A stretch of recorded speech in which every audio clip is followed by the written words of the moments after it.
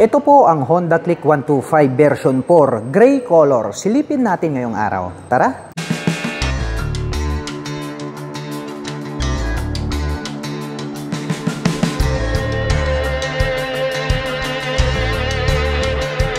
Ito po ang gray color na Honda Click 125 standard version 4. Mayroon din po pala itong two-tone color combination. Ito pong kanilang standard version. Kaya mapagkakamalan mo talaga itong special edition. So mamaya sasabihin ko sa inyo kung ano yung kanilang pagkakaiba. Ito pong kanilang Honda Click 125 na version 4, kahit hindi na po nila baguhin, ito pong kanyang headlight design ay talagang napakaangas na.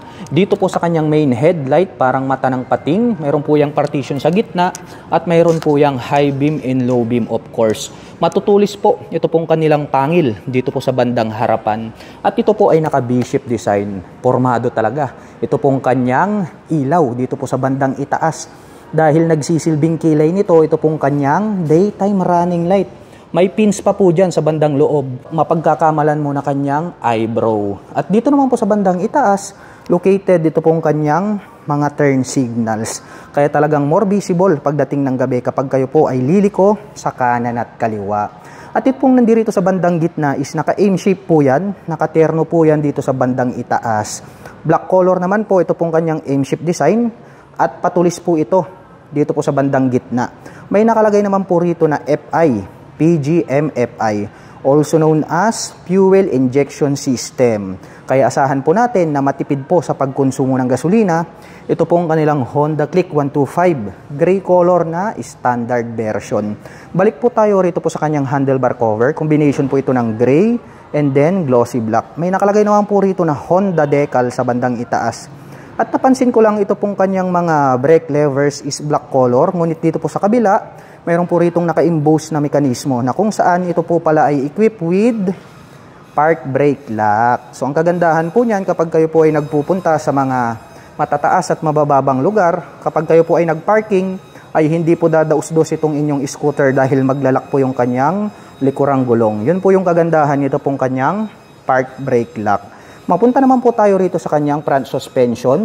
Gumagamit po ito ng traditional telescopic fork, black color. At ito po ay equipped with single rotor disc brake na flower design. Meron po itong single pot caliper na black color. Tokiko po yung kanyang brand, Japanese brand po yan. At ito pong kanyang front fender, may nakalagay naman po rito na combi brake.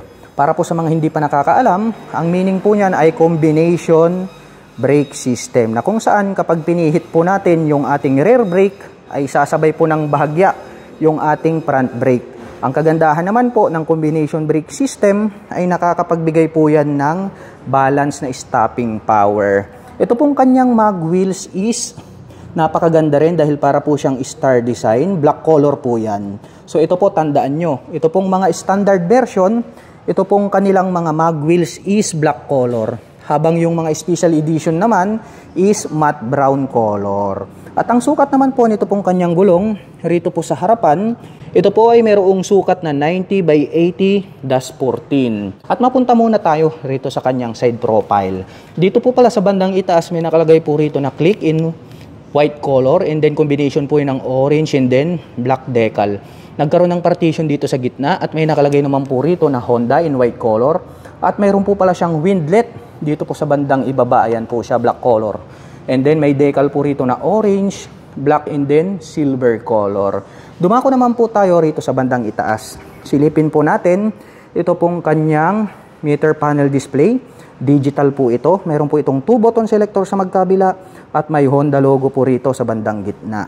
At pagdating naman po rito sa kanyang button selector, dito po sa kanan, electric starter po yung makikita natin dito. Nag-iisa lang yan. Habang dito naman po sa kabila, mayroon po itong high beam and low beam, horn at ang kanyang turn signals selector. At pagdating naman po sa kanyang ignition, ito po ay gumagamit ng mechanical key. Mayroon na rin po yung shutter lock key for safety purposes para hindi po siya manakaw. At ang kagandahan niyan, included na po rito yung kanyang seat opener. Subukan po nating buksan ito pong kanyang upuan para maipakita ko sa inyo.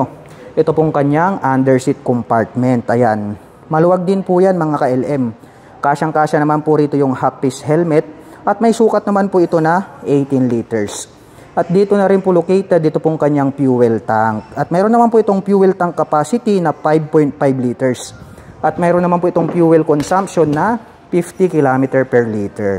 Ito pong kanyang upuan malapad din at malambot. Black color naman po ito pong kanyang seat cover. At ang Honda Click 125 ay meron po itong 769mm na seat height. Ngayon naman po ay susubukan nating sakyan para maipakita ko sa inyo kung gaano nga ba ito kataas. By the way mga ka-LM, ang aking height is just around 5'6". Makikita nyo naman lapat na lapat yung aking foot into the ground. Kaya masasabi ko na very comfortable ito para po sa mga tulad ko na 5'6" in height. At para naman po dun sa ating mga kababayan na hindi naman masyadong pinalad sa height, ay kayang-kaya po itong i-maneuver ng 5'3" and above.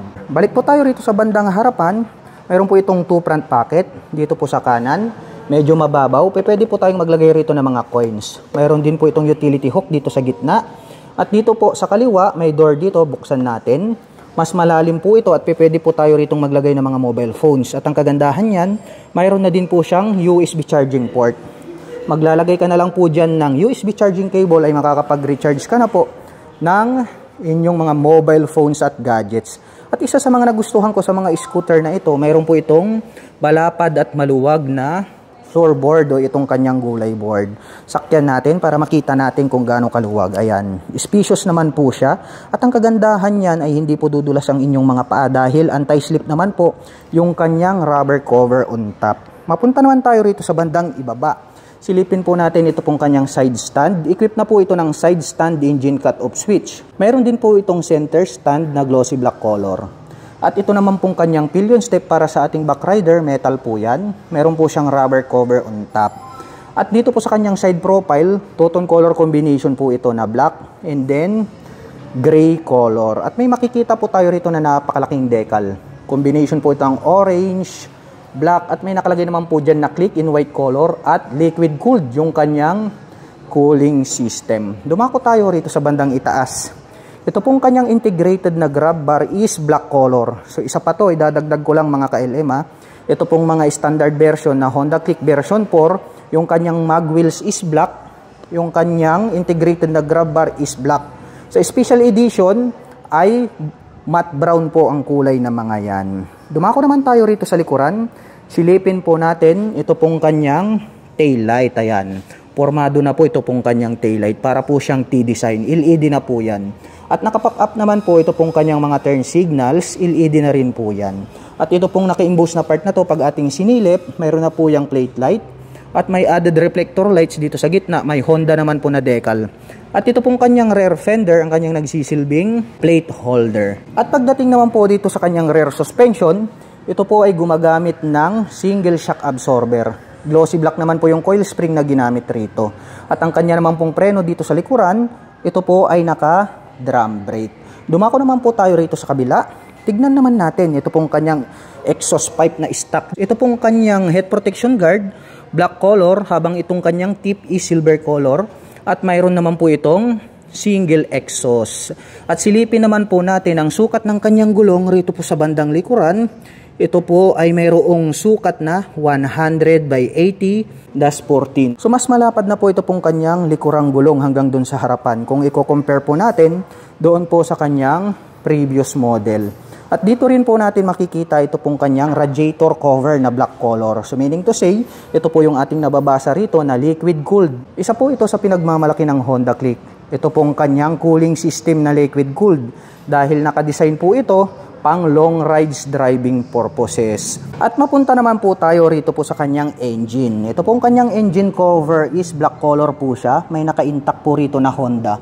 At ito pong kanyang airbox cover filter is black color din po siya at may nakalagay po rito na ESP, also known as Enhanced Smart Power. At pag-usapan naman po natin ang kanyang engine specifications. Ang Honda Click ay meron po itong 125 cubic centimeter engine displacement. Naka single cylinder, single overhead cam, 4-stroke with 2 valve. At nakakapag-provide naman po ito ng maximum power na 8.2 kW at 8,500 RPM. Habang nakakapagbigay naman po ito ng maximum torque na 10.8 Nm at 5,000 RPM. At may bigat po ang scooter na ito na may kabuuang bigat na 112 kilograms. At ang presyo po ng Honda Click 125 Standard Version 4 ay nagkakahalaga po ito ng 81,400 pesos. At kung balak mo naman pong kumuha ng hulugan, ay kailangan mo lang pong mag-down payment ng 5,800 pesos. At mayroon naman po itong 4,392 pesos sa loob po yan ng 3 taon. At para naman po sa mga nakapanood ng video na ito at interesado pong maglabas nito pong Honda Click 125 na standard version 4, ay maaari nyo po akong i-PM at i-message. At kung malayo naman po kayo rito sa exact location, ay ako na din po yung magre-recommend sa inyo ng pinakamalapit na Guanzon Honda dealers sa inyong lugar para hindi na rin po kayo mahirapan. Hanggang dito na lamang po. Kita-kits po tayo sa mga susunod na scooter updates. Bye-bye!